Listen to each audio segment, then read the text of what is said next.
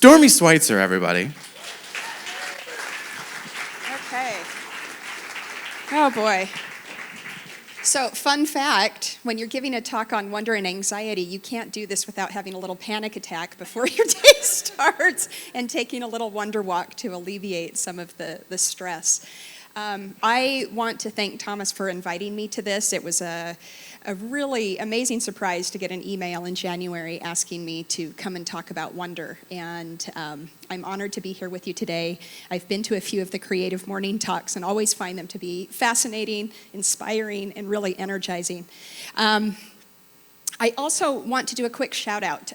When I was working through my thoughts for this talk, I happened to meet a local artist, Kasumi, who, when I explained to her that I was exploring sort of creativity at the edge of wonder and anxiety, she says, "Oh, you mean that place between flying and falling?" And I'm like, that's it. That's it. So that's what inspired the title of this talk, was just a serendipitous conversation.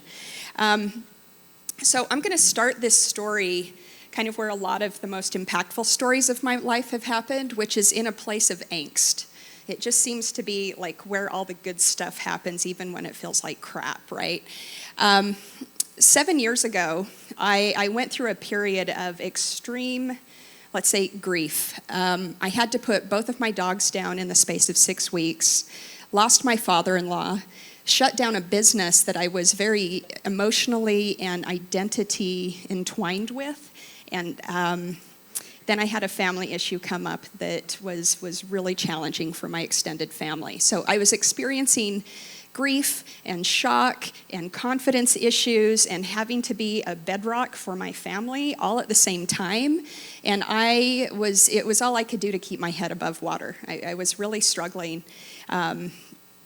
And really, I felt emotionally flat. And while I had a support system and friends who had basically hired me to do some consulting work, and that kept me going on sort of a day-to-day basis, I really was just sort of getting by, right, going through the motions. And really, I would say the strongest emotions I felt during this time were these intermittent feelings of sadness, extreme sadness, but also panic. Right? I didn't know what I was going to do next. I just shut down the thing that was earning my living. I was being a really crappy partner to my husband, who was going through his own grief at the time. I just kept ruminating, like going through, what am I going to do next? How is this going to work out? And just trying to get through. And the thing is, one day, like this was several months in, I went to the doctor and read an article about an actress who was talking about running. And she was running every day. It was getting her going. I thought, yes, I know running, getting outside, being active, these are things that make me feel good. They make me feel alive. I hadn't done that for several months, so I was suddenly inspired to go try it. Beautiful spring day, threw on my running shoes, headed out the door, and within like half a mile, I'm like, what the heck am I doing? This hurts, right? I'd gained weight, my knees hurt. I was just out of practice and felt really, really bad. And I'm like, who would know? If I went home right now, nobody's gonna know the better, okay? But just then, I turned a corner, okay? And it was probably the biggest corner I could have turned in my life, because as I came around this edge, I went out of this shadow-lined street that I was in and came around to where I could see the mountains in the background. Okay, I lived in Salt Lake at the time. It was golden hour. This warm sunlight came upon me. And then suddenly, this burst of air came about, and it blew the petals off of a tree next to me. Okay, it was springtime. All the blossoms are out. Blew these petals around me in a swirl, and then they stopped midair. And I stopped in my tracks. I'm like, this is like the Matrix. What is going on? Right? And I didn't know what to do, but every worry, every thought that I had sort of flew out of my head. I had these amazing goosebumps. My body warmed up, and it was like tendrils going through my brain. I could literally feel movement in my head as I sat there looking at the beauty around me. And just like that, they fell to the ground, and I was shocked out of this experience.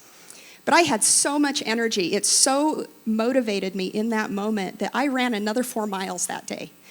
And by the time I got home, I had a framework, and I had a whiteboard, a 4x8 whiteboard at my house. When I got home, I mapped out exactly what this was. I wasn't a researcher at the time, but I knew. I created a model of what were the conditions that existed in this moment. How did I feel at that time? What was the physical experience and the cognitive experience that I had?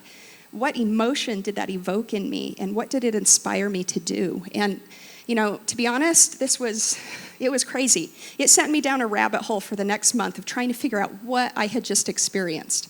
I studied transcendent experiences, peak moments, awe and wonder, and I landed on this idea of transcendent wonder. This moment that was so impactful, it actually shook me. It caused me to reconsider what I thought I knew about myself and my life. And this pattern of sadness and panic and wonder and creativity, it was fascinating to me. And I spent the next 2 years studying it just on my own, right? It was my life raft at that point. And I created a class, I wrote a book proposal. This was the thing. This was the thing for me. Ultimately, it caused me to reconsider pretty much everything in my life. Got a divorce, moved across country, started a PhD program. Everything in my life is basically different right now than it was. But that moment, less than a second probably, completely shook things for me. But what is wonder? Okay. In the announcement for this talk, Thomas shared I think just a textbook dictionary definition. So wonder is a mingling of surprise and admiration that is, what can you say? Something beautiful, unexpected, inexplicable. Okay, can happen in a moment. It's a very simple definition for a very complex phenomenon.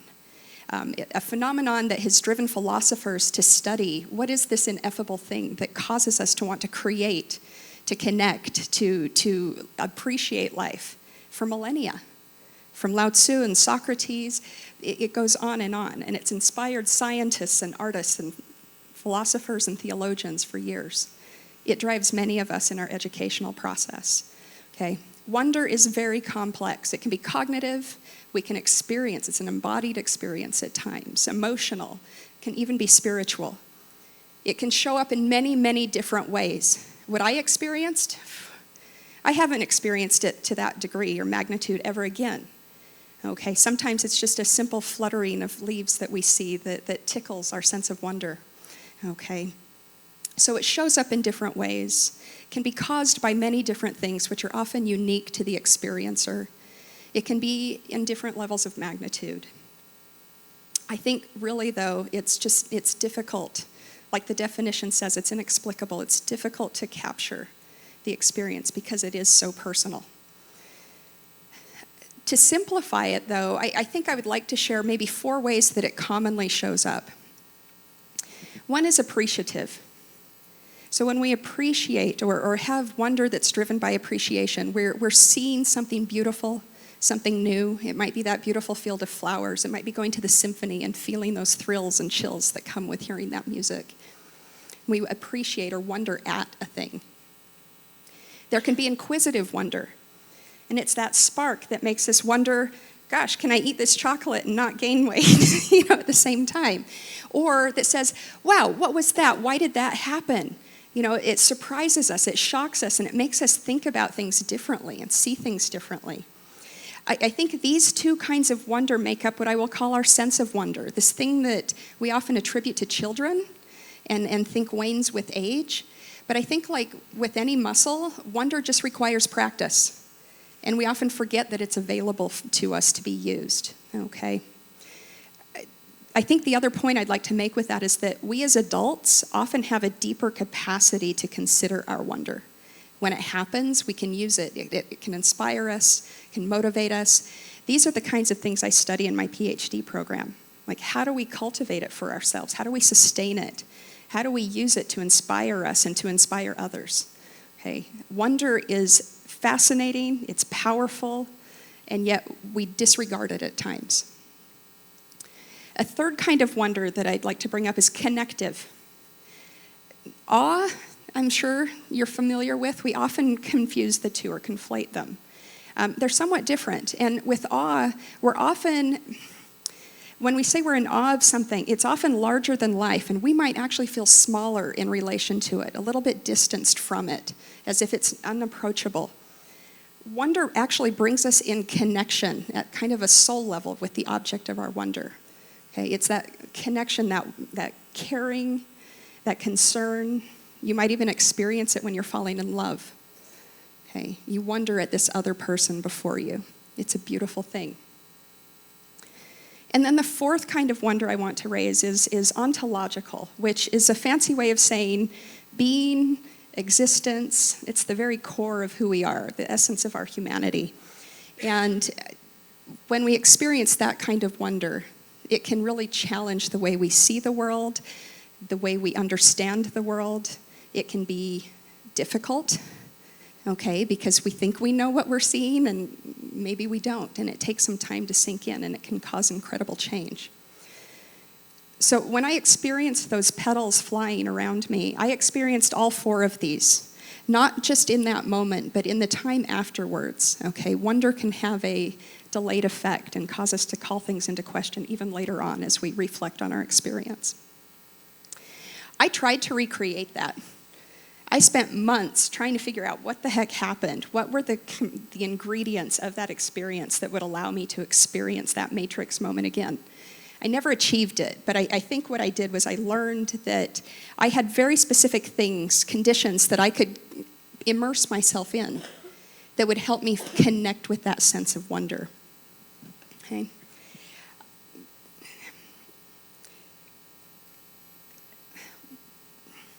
A few years later, so let's move forward a few years. I thought that by learning these things about myself, I had developed a way to sort of stave off stress in my life, right? If I could put myself in conditions of wonder that allowed me to tap into my creativity, that put me in that mode of creative production, that connected me with myself, that all would be good. But the reality is, like I said, it's a muscle. And if you don't use it, it causes problems for your sense of wonder. And I learned that kind of in a really hard way, because when I moved here, my life was in upheaval, right? I just, like I said, had all of these changes, came to school. This last year was probably one of the most difficult, most stressful periods of my life from a, let's say, even a self-imposed sense, right? Classes, research projects, I said yes to way too many things. Things happened that caused work to pile up, and I got in this loop of worry, right, that I was never going to catch up. And it caused me problems, right? I didn't catch up. I was anxious all the time. It reached a point where my body even hurt. It was bad. And I think the worst part of it was I got trapped in what I'll call a performance procrastination loop. I don't know how many of you do creative work or production work where you are constantly in this trap of like, I need to do it perfectly, I need to do it well, I want to get started, I've got too many things, I can't get started, I need to take a break, but I'm just going to watch Netflix and I'm just going to do this, right? You get caught up in this trap where you guilt yourself into standing in front of your computer or believing your busy work is really helping you make progress, and it's not, and it's trapping you in this anxiety loop, right? Of one day I'll get this done, but it doesn't happen. And for me, in my case, I got told by my body in the biggest way possible that I needed to stop that. I woke up one morning and could not move the left leg and left arm, okay? I had extreme nerve pain. I thought I had some illness that I could not diagnose, which, you know, then you start thinking about all the things that could be wrong with yourself, right? That just adds to the fuel there. And I had a full-on panic attack. And I think this was the first time in my life that I realized that I was actually prone to anxiety. I would often push it away, never gave it a name. But, you know, when a doctor says, oh, you have somaticized stress, everything in your head is now showing up in your body. You need to chill out. Okay, so I did. This time in a very intentional way. I knew what my conditions for wonder were. I knew what worked for me to sort of pull myself out of my thoughts and out into the world, and I did that. And I gave myself permission to engage in the kind of creative work that motivates me. Some creative writing, some photography, and I went and did the kinds of things that put me in touch with things that are not in my head. Okay, that was extremely helpful.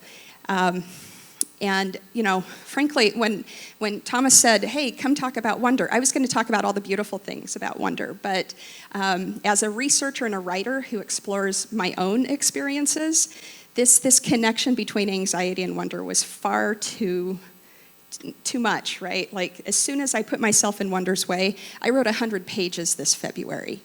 Okay, I became extremely productive working on things that were meaningful to me, and I thought, what the heck is this? What is this relationship that's causing me to toggle back and forth between my anxiety and my creativity, mediated by this thing of wonder? Okay, can I control this in some way? And I realized that it may not be a cure, but it's kind of an antidote. And also, serendipitously, my colleague Jeremy Bendick-Kiemer, who I think is the one who may have referred me to Thomas, last fall, he's like, oh, while you're studying wonder, you should look at Heidegger. His being and time breakdown of anxiety is really fascinating. It will help you sort of frame your ideas around wonder. This was before any of this happened, and I didn't get a chance to look at it until after this happened, but as soon as I did, I'm like, holy crap. There are some real connections here. And interestingly, so when we think of depression, right, it's often, we're dwelling on the past, but anxiety has like this future focus. We're constantly worrying. We're thinking about what could happen, how we're going to make things happen. We internalize a lot. Okay, so it sort of draws us into ourselves, and we can isolate and ruminate, and it can be really, really awful and disconnect us from ourselves and the world around us. Interestingly, it often doesn't have a specific cause. Anxiety is often triggered by overwhelm, like a whole bunch of causes, okay, or losing your place or sense of place in the world. And despite that, we might fixate on something, right, and try and fix ourselves, or else just get caught in it. And, that was the case with me with trying to diagnose my illness or this pain that I had, and I just kept imagining worse and worse things that weren't there. So we can imagine things that aren't real. Wonder also has a future orientation in a sense, because it challenges what we already know by making us project into what could be. So it opens up possibility. And so in a way that anxiety sort of traps us in this loop, wonder can push us out. And very often the causes are specific. They are often external. You can be triggered by, wondering at yourself and something you discover, but very often it's something outside of us that catalyzes it. And it draws us out of our heads, okay, which I think is extremely important. But it also builds that sense of connection to the object of our wonder. And so, to me, this suggests that we can have a role in how we move back and forth between these extreme feelings and sensations. I only have my own evidence to go by, but I think experiencing anxiety or extreme sadness and depression may make us both resistant to wonder as well as uniquely receptive to it. Because when we're in a place of hopelessness or anxiety, we're also looking for meaning and hope, a life raft, right? And so petals to one person are beautiful, where to somebody like me in that moment of grief were an absolute life-changing experience. Okay, so it is very circumstantial, very unique. But I think it makes us receptive and maybe better able to integrate jolts of wonder. And so understanding the relationship between these feelings, accepting that we might have our own patterns. For me, it's a very clear anxiety, creativity sort of thing, and wonder helps me move into that. If we can recognize our own patterns and find out what conditions help enliven us, we're better able to manage some of our feelings, I think. And so to that end, I wanted to offer a couple of different practices. The first is really get a change of scenery. Okay, I know that sounds really simple, but for me, going for a run that day was probably the best thing I could do. It hurt, but by putting myself in different circumstances, I was open to different stimuli, different things going on about me. This has happened when I get stuck with my research. If I just kept thinking and thinking and thinking, if I go and have a conversation with somebody else and sort of explore my thoughts with somebody to get a different perspective, it can help open me up to things. And so, instead of diving into social media or, whatever it is that we think is helping us stay at our computers to get stuff done, I think we need to take a break. Honestly, go somewhere else. Let your brain have a rest. Go expose yourself to something that's different from what you're doing. Have a conversation. Go to a concert, whatever it is, just to get fresh perspective and alleviate some of that rumination. The second one I want to offer is directed attention. And both my childhood memories of the game Slugbug and the science of cognition can tell us that what we are looking for, we tend to notice more frequently. Okay, so if you're actively looking for bad things, what do you think you're going to see? If you're actively looking for your conditions of wonder, what do you think you're going to see?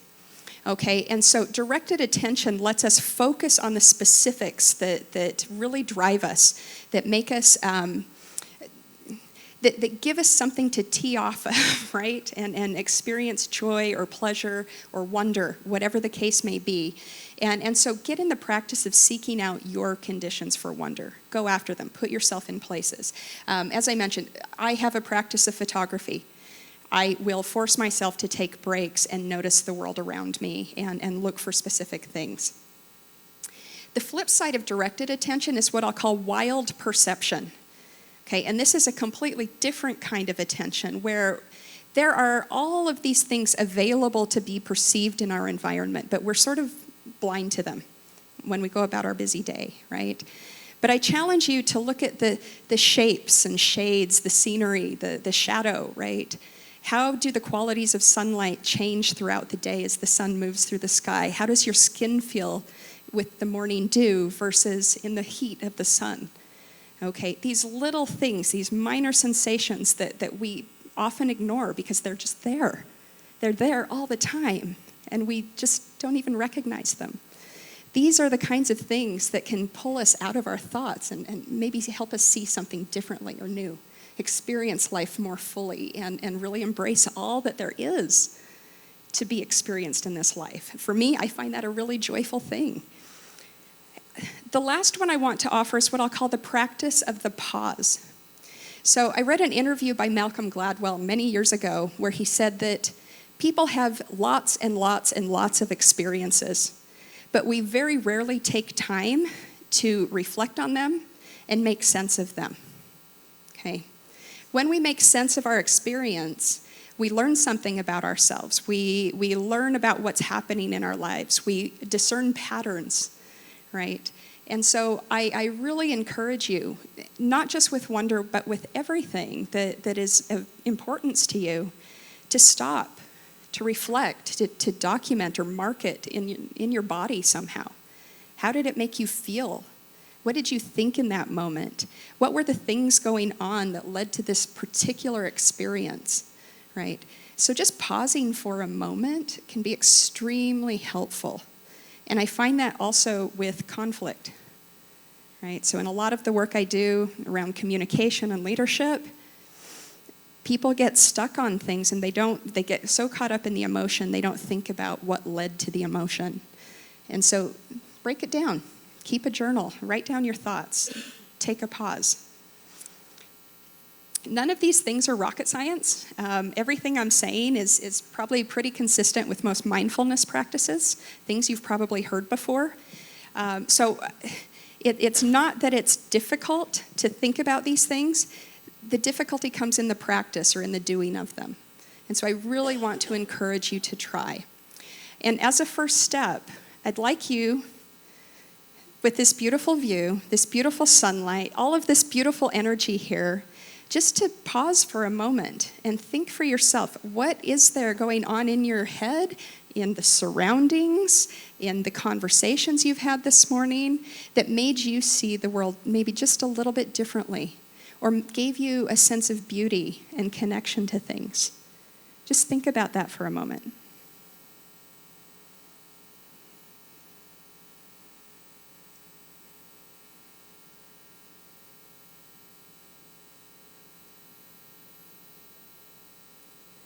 Now, if you're willing, would you share it with a neighbor and maybe help each other see something a little bit different this morning?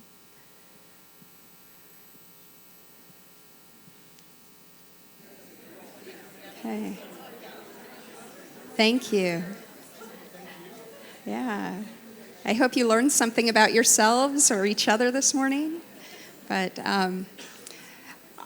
I really appreciate your attention this morning, your time coming out here on a Friday, and that's what I have for you this morning. But if you have questions, Thomas, I don't know how much time we have, but I'm happy to answer whatever questions you might have.